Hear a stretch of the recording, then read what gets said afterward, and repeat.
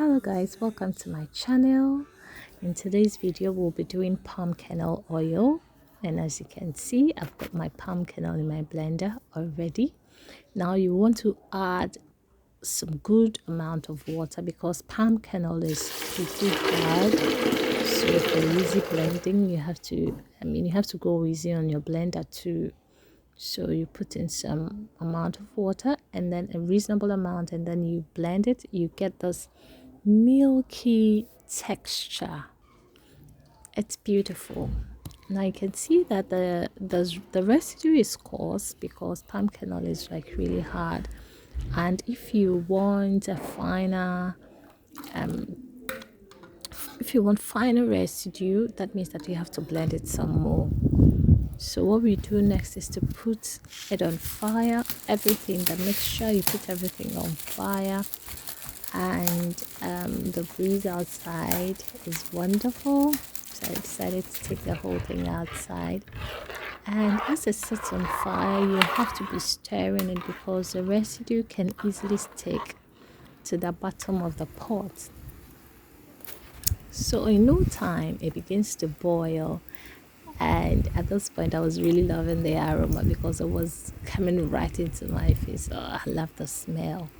Now you see that the water is evaporating, and then the mixture is turning into this golden brown shade.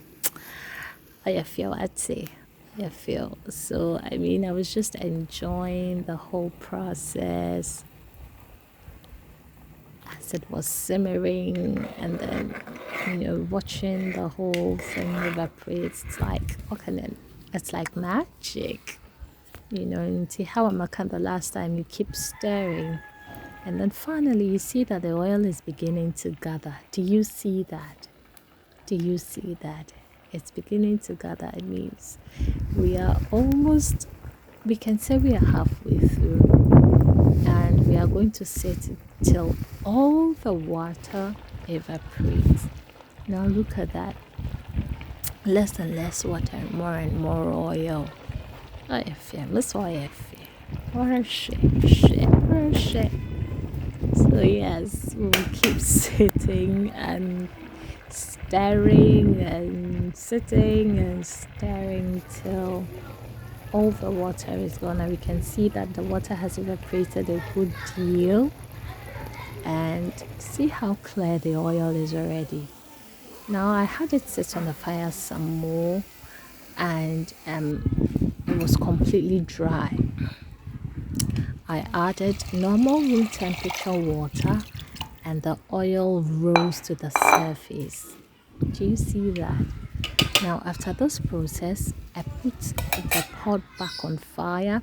At this time the coals are like dying, should I say. The fire is almost out, and so I just needed the heat to get all the oil gathered, because the oil is more like scattered. So we want to have all the oil gathered, and you have it sit on the fire for some time. And this is how exactly what I wanted. This is how it looks after I took it off.